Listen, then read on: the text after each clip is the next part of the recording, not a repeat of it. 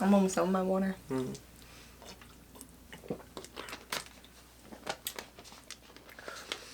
Okay, part 2. You ready? Yes. It's time to exhale and be motivated. Annie's Blue Couch. Yeah. Hello, everyone, to all of you, Annie's crew. Welcome back, hey, welcome back, hey, welcome back, hey, to the Blue Annie's Blue Couch. Thank you so much for taking the time to sit down with us today. Before we get into today's conversation, I want to remind you to please like, subscribe, turn on the notification bell, and as always, please do me a huge favor and share this video with at least 2 of your friends.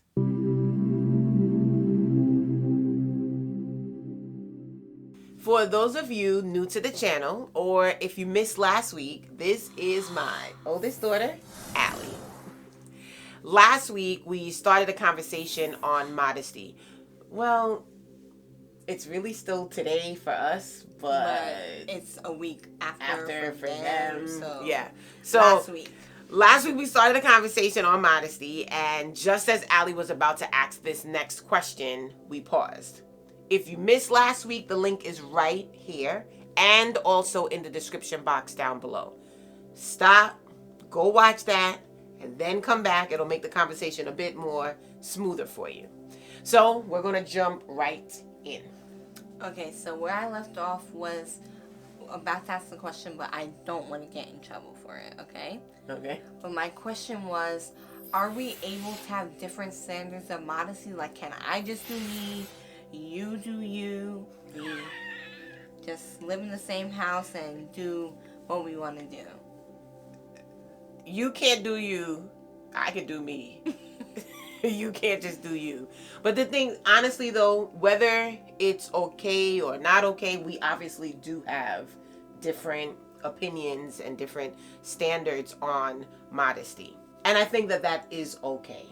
But what is your baseline standard for what modesty is? I don't think I necessarily have set rules or a baseline standard of what it is, like, oh, it has to be this long or whatever. But I feel like when it goes on, that I'm responsible enough to, like, choose whether or not it's modest and if I should be able to go out the house like that. To some extent, I can agree with what you're saying. And I do want you to be able to express yourself and to make certain decisions for yourself. I actually do think you are pretty responsible. I have a problem though with some of your choices because you don't see certain things as exposing yourself. And when I tell you you need to cover up, you tell me, it's my body, or everybody else is doing it. Well, it is my body.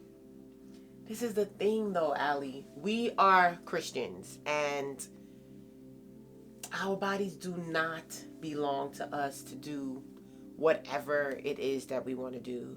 And as for everybody else doing something, we represent a higher standard of modesty and need to lead the pack, so to speak.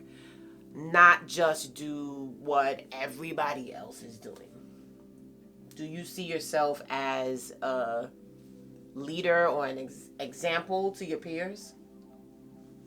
No, not really. Really? Do you think it's important to be an example to your peers? No, but I think that I should want to be an example. Okay, so I understand that. Do you think you should be an example to your siblings? Yes, I do think that it's important to be an example to your siblings because your siblings are, especially when you're the oldest, which I am, you need to take care of them and be a good example. You need to lead and be the light unto their path, so to speak. If you're being respectful to your parents, they're going to be respectful to your parents. If you're wearing immodest clothing and showing everything, they're going to begin to show everything because they're seeing you do it. And for my peers, I feel like they have their own family to teach themselves, so I don't feel like I need to be their example. I understand what you're saying. I definitely understand what you're saying. I guess I'm asking because I see and hear this idea of individuality being what's prevalent. Everyone says they are their own person and they want to stand out and want to make a name for themselves. But it seems like there is really one person that everyone is trying to be like. How can you stand out if all you're doing is blending in? Is it so hard to be different? Sometimes, like, I think it's hard to make the first step. It's very intimidating to walk into school wearing something that everyone else thinks is lame, and it might be easy after you begin to do it for a while and once you have your confidence, because if you have confidence, no one's going to be like, oh, they're wearing something bad, or they might say, but if you still are confident in what you're wearing, they'll just begin to leave you alone. And I feel like parents should also understand that they should not force their children to wear what they would like their children to wear, because that can also take a toll at their confidence. So not only are they not feeling like their best selves, but now they're also getting teased in school and a whole bunch of stuff like that. Wow, that's a lot. And I do think there's a lot of pressure going on in our world today. The things you have to deal with, I didn't even think about them when I was your age. I didn't have access to half of the things you have access to. And the world or the culture of the world wasn't as pressuring as I see and understand that it is for you. I agree that I shouldn't make you wear my style of clothing, or that I should even force you to have my standard of modesty. But I do know that part of being your mom is steering you in the right direction. Not necessarily holding your hand or even dragging you to the place where I want you to go, but just guiding you so you can make better choices. Yeah, I understand. And I do think I make pretty great choices, but I do mess up sometimes. And guys, remember how I said last week that I was going to tell you about a time that I confessed to my mom about something that I did that was really bad?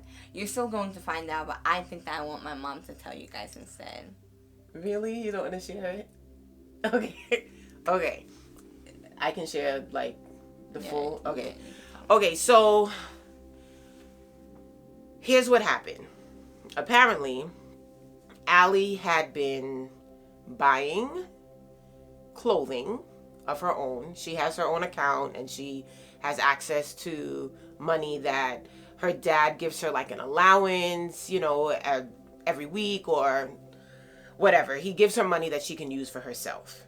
And she chose to buy some clothes. Now, the rule is she can buy anything that she wants. She just has to run it by either her dad or myself. And we pretty much check and see, okay, that's okay, you can buy that. So Allie was buying her own things, all of which, except for a really pretty glittery mask, all of which was definitely immodest. Halter tops and really short skirts, skirts with like rips, and just like things that we talk about as not being modest. And she had these things coming to the house. I did not know. But one thing that I'm really grateful for is the presence of God in our house, and the openness, and the fact that if I can't always get through to her, that God will get through to her.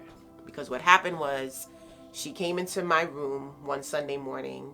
She was really emotional. She had a dream that kind of scared her, shook her up a little bit. And really the point of the dream was, what she took from that was, I gotta be honest. I gotta tell my mom what's going on. So she came in the room. She had a bag of all the clothing, even nails and a bunch of things. Jewelry. Lashes, jewelry, a ton of jewelry. And we don't wear these things. And but I was really okay. So I honestly, my first thing was, I was angry. I was angry that she was doing all this. She was sneaking. Things were coming into the house. And I was angry also at myself because I didn't know that this was going on. Packages were coming to my house and I didn't see the packages. But thank goodness I had the mind to not respond in that anger right away. And when you asked me, what is the punishment? I think I said, I'm going to talk to God about it. Because I knew what I felt, but I didn't want to attack her in that moment. And so, the day went on. I got all the things together. And later on that day, I sat and I talked to her dad about it. And I honestly thought that he was going to be like, that's it. We're taking the card. We're taking everything. She's not going to have access to anything. But I'm really grateful that he had the wisdom to say, you know what? She didn't have to come and tell you. And let's reward the honesty. Let's reward the openness. And what we decided to do was the same amount of money that she had spent on the clothing that was not modest. We took her shopping and we got her clothing that was modest and showed her, what was okay, what wasn't okay. And it's not that she didn't know, right? It's not like you didn't know. You just wanted to wear what you wanted to wear. And I said this in part 1 of this conversation. It's so important as parents. I really want to appeal to you to create an environment where your children can be open and honest, because let's be real, we're really not going to know everything that's going on. We have to trust that what we put into them, at some point, they're going to get it. And I was really, really proud of you for being honest in that moment. I was really proud of you for bringing everything and showing me what it was that, you did. And I do think that, yes, you made a bad decision when you were buying those things and hiding those things, but you did make the right decision to come and be honest. And I think right now, for me, when it comes to school, clothing, what you wear to school, I have to put my foot down about what's appropriate and what's not. Remember in the first part when you were talking about modesty being about what you're doing. While you're in school, you need to be doing school work, not participating in a fashion show.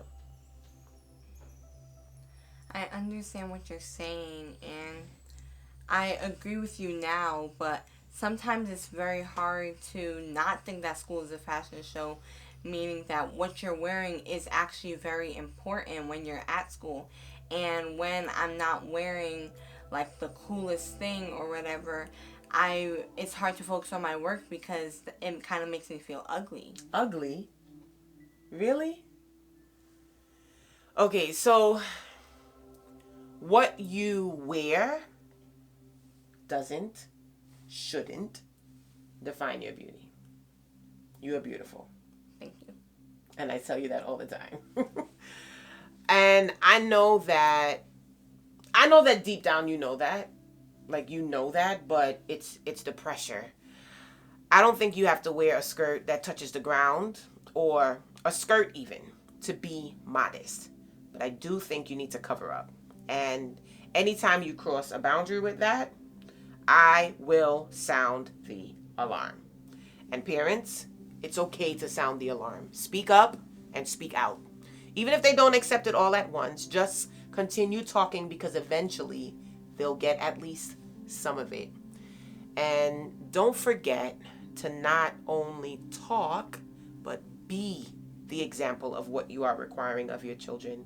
You'll make mistakes along the way, but be humble enough to apologize when you make a mistake. The media wants to define our children. It wants to define you and I as well. And if we're not careful, we will be led by its definition of modesty or lack thereof.